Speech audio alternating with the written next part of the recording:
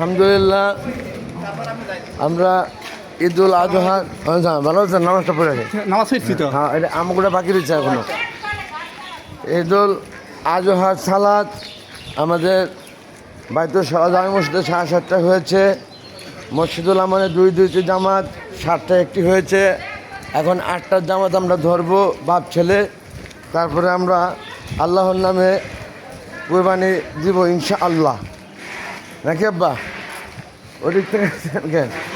যাই হোক, আমরা বাপ ছেলে যাচ্ছি এখন মসজিদুল আমানে ঈদুল আজহা সালাত আদায়ের উদ্দেশ্যে। আমাদের ঈদুল আজহার সালাত 8টার জামাত আমরা ধরতে যাচ্ছি।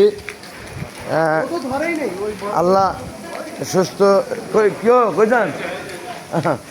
আল্লাহ সুস্থ রেখেছেন বলে আমরা যেতে পারছি মসজিদে ঈদুল আজহার সালাত আদায় করতে।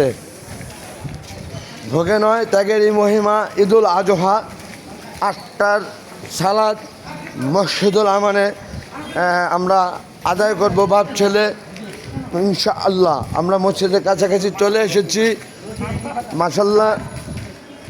আমাদের এখানে মসজিদুল আমানে 2-2টি জামাত হয়, 7টা একটি জামাত হয়েছে এবং 8টা একটি জামাত হবে। অন্যদিকে আমাদের পাশাপাশি বাইতুল জামে মসজিদ 7:30টা একটি জামাত হয়েছে। অর্থাৎ খুবই সুন্দরভাবে আধা ঘন্টা পর পর 3-3টি জামাতের সুব্যবস্থা রয়েছিল বলে আমরা প্রত্যেকেই কোনো না কোনোভাবে সবগুলা লোকই আমাদের এলাকার মসজিদে এলাকার লোকে নামাজ পড়তে সক্ষম হচ্ছি।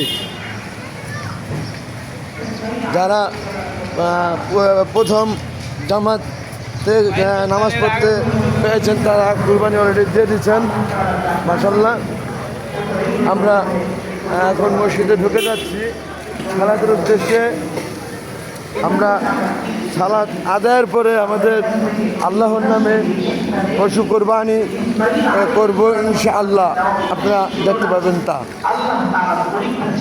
মসজিদুল আমান। আমাদের জান, আমাদের মাল, আমাদের সব কিছু আল্লাহর জন্য আমরা উৎসর্গ করবো, আল্লাহর জন্য আমরা কোরবানি করবো, আল্লাহ তাআলার জন্য।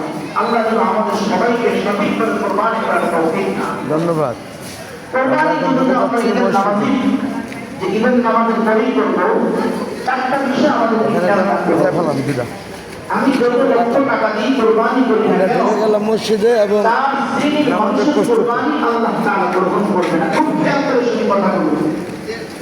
আপনার লক্ষ লক্ষ টাকার কোরবানি 4টা জিনিস থাকে, তাহলে এই 4টা জিনিসের আল্লাহ হাফেজ। আসসালামু আলাইকুম ওয়া রাহমাতুল্লাহি ওয়া বারাকাতুহু। কোরবানি আল্লাহ তাআলা গ্রহণ করবে।